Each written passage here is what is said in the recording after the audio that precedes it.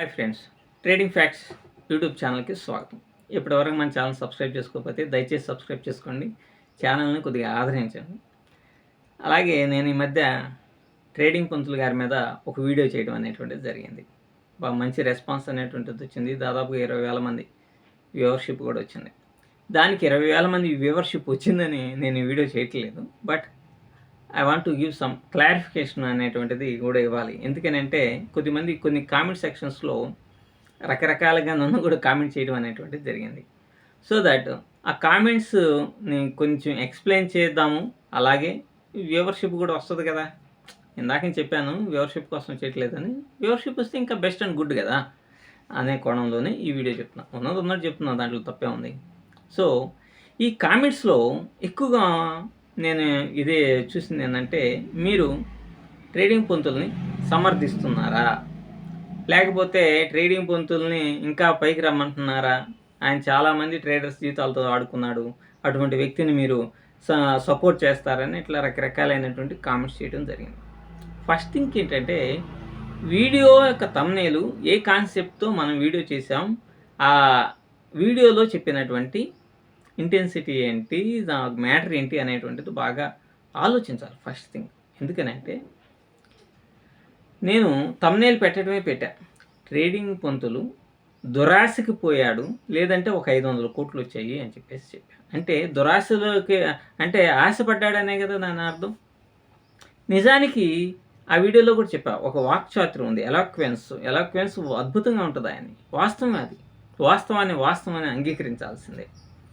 అలాగే తను చెప్పేది నిక్కచ్చిగా ఉంది అని ఎదుటి వాళ్ళని నమ్మించగలుగుతాడు. సో తను చెప్పేది నిక్కచ్చిగా ఉంది అని ఎదుటి వాళ్ళని నమ్మించేటువంటి వ్యక్తి సరైనటువంటి కాన్సెప్ట్ని, సరైనటువంటి ప్రైజ్ యాక్షన్స్ని, లెవెల్స్ని, వీటన్నిటిని కూడా ఆయన పక్కాగా చెప్పాడు కదా. నేను ఇండియాలోనే టాప్ 10 అనలిస్టులో ఒకడిని, నన్ను ఫాలో అయ్యేటువంటి వాళ్ళందరినీ కూడా నా అంతటి వాడిని చేస్తానని చెప్పారు కదా. కాబట్టి ఒక నిజాయితీతో కూడుకున్నటువంటి వ్యవహారం గనక నడిపినట్టయితే, అంటే సెమినార్స్ని కండక్ట్ చేయడం కావచ్చు, ఎక్స్ప్లెయిన్ చేయడం కావచ్చు, యూట్యూబ్ ప్లాట్ఫామ్స్లో నిజాయితీగా మాట్లాడటం కావచ్చు, అవి గనక ఉన్నట్టయితే అతను సబ్జెక్ట్ రాకపోయినా పర్వాలా. ఇప్పుడు సబ్జెక్ట్ రానటువంటి వాళ్ళే కదా కోట్లు సంపాదిస్తున్నటువంటి వాళ్ళు.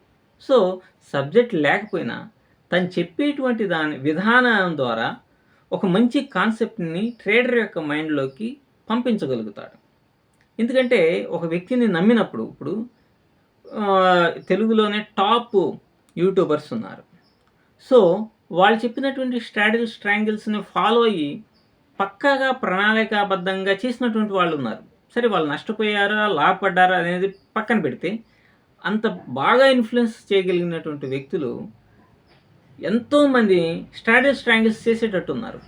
ఆఖరికి వాళ్ళే ట్రేడింగ్ ఆపేశారు అనుకోండి, అది తర్వాత విషయం. కాబట్టి వాళ్ళని ఫాలో అయ్యి అద్భుతంగా చాలామంది చేశారు కదా. అలాగే అంతకంటే వాగ్ధాటితోటి, అంతకంటే అద్భుతంగా అనాలిసిస్ చేయగలిగినటువంటి ట్రేడింగ్ పంతులు నిజాయితీతో కూడుకున్నటువంటి వీడియోలు చేసి ఎక్స్ప్లెయిన్ కనుక చేసినట్టయితే ఖచ్చితంగా అది పబ్లిక్లోకి, ట్రేడర్స్ యొక్క మైండ్లోకి వెళ్ళి స్ట్రిక్ట్గా ఆ రూల్స్ అండ్ రెగ్యులేషన్స్ని ఫాలో అయ్యేవారు. ఎందుకనంటే 1 మంత్లోనే 70-80 వేల మంది సబ్స్క్రైబర్స్ వచ్చారు అని అంటే అది మామూలు విషయం కాదు. అది అతను మాట్లాడేటువంటి వాగ్ధాటి కావచ్చు, తనను బాగా బిలీఫ్ చేయడం కావచ్చు, లేకపోతే చార్టుల్ని ఎనాలిసిస్ చేయడం కూడా అన్నా కావచ్చు. ఇటువంటివన్నీ కూడా చూసేటువంటి వాళ్ళని ఒక ఇంపాక్ట్ని కలిగించింది.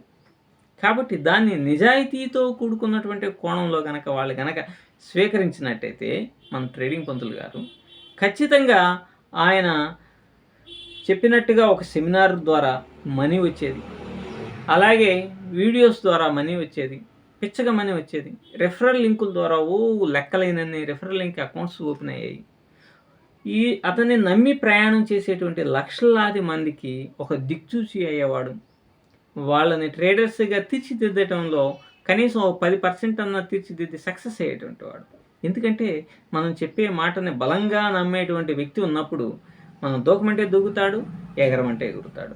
కాబట్టి అటువంటి స్థాయిలో ఉన్నటువంటి వ్యక్తి చీప్ ట్రిక్స్ని ఫాలో అయ్యి, చీప్గా ఆలోచించి, మోసంతో కూడుకున్నటువంటి కాన్సెప్ట్స్ని పబ్లిక్‌లోకి తీసుకొని రావటం ద్వారా తన ఇమేజ్‌ని డ్యామేజ్ చేసుకున్నాడు.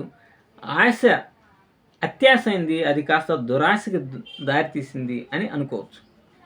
ఆ కారణాల ద్వారా ఆయన ఇదైపోయాడు.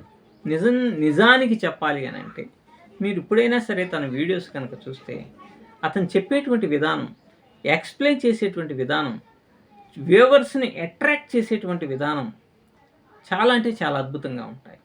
అసలు ట్రేడింగే రానటువంటి వాళ్ళు మిలియన్ ఆఫ్ సబ్స్క్రైబర్స్‌ని సంపాదించుకొని, ఈ రోజున ఒక వీడియో ద్వారా 1,50,000 సంపాదిస్తున్నారు. ఒక 30,000-40,000 సంపాదిస్తున్నారు. ఒక్కొక్క వీడియో ద్వారా 50,000, 70,000, 80,000, లక్ష సంపాదిస్తున్నారు. అంటే నెలకు 30,00,000 సంపాదిస్తున్నారు. అలాగే ఇతని యొక్క వీడియోస్‌ని ఇంకా అద్భుతంగా చూసేవారు. ఇంకా 10 మందికి వర్క్‌ని కల్పించగలిగేవాడు. చాలామంది ఇతన్ని నిజంగా ఒక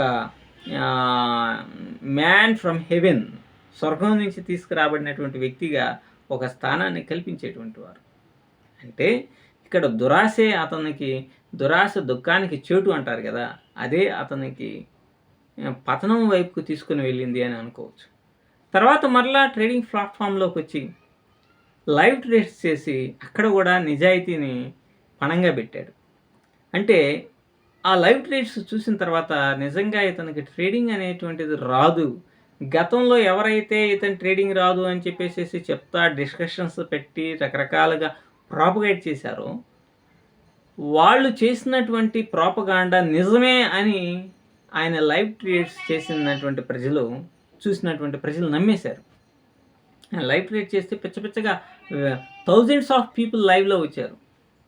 కానీ ఎప్పుడైతే తను తీసుకున్నటువంటి పొజిషన్స్ కానీ, ఆ పొజిషన్స్ తీసుకున్నప్పుడు ఆప్షన్ చైన్ని అనాలిసిస్ చేయలేకపోవడం కానీ, ఆ పొజిషన్స్ని బేర్గా ఓపెన్డ్గా ఉంచడం కానీ, స్టాప్ లాస్ని మెయింటైన్ చేయలేకపోవటం కానీ, బై కాకుండా సెల్నే చేయటం కానీ, ఇవన్నీ కూడా అతనిలో ట్రేడర్ లేడు అనేటువంటి ఒక డొల్లతనాన్ని చూపించాయి.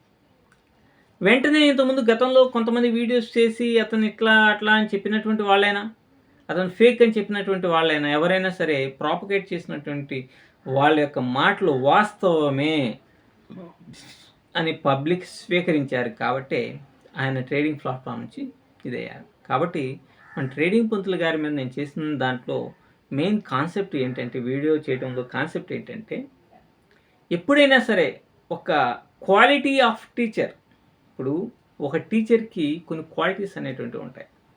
ఒక మంచి ఎలాక్వెన్స్ ఉంటాం, వాగ్ధాటి బాగా ఉంటాం, భాష మీద పొట్టు, తను చెప్పేటువంటి దాన్ని చూసేటువంటి ట్రేడర్స్లో కానీ, విజువల్గా చూసేటువంటి వ్యక్తిలో బలంగా నాటుకునేటట్టుగా పంపించగలగటం అనేటువంటి అద్భుతమైన స్కిల్స్ అతనిలో ఉన్నాయి. అటువంటి స్కిల్స్ని తన స్వార్థం కోసం వెంటనే మేడలు కట్టేయాలి అనుకున్నటువంటి వ్యక్తి పేక మేడలను కట్టుకొని కుప్పకూలిపోయాడు అనేటువంటిది it is one lesson to the ట్రేడర్స్కి ఒక లెసన్గా ఉంటుందనే ఉద్దేశంతోనే ఆయన మీద వీడియో చేయడం అనేటువంటి జరిగింది. సో కానీ దాన్ని మిస్అండర్స్టాండ్ చేసుకున్నారు. అఫ్కోర్స్ అందరూ లైక్ చేయాలనేటువంటి రూల్ లేదు, but the fact is this. Thank you.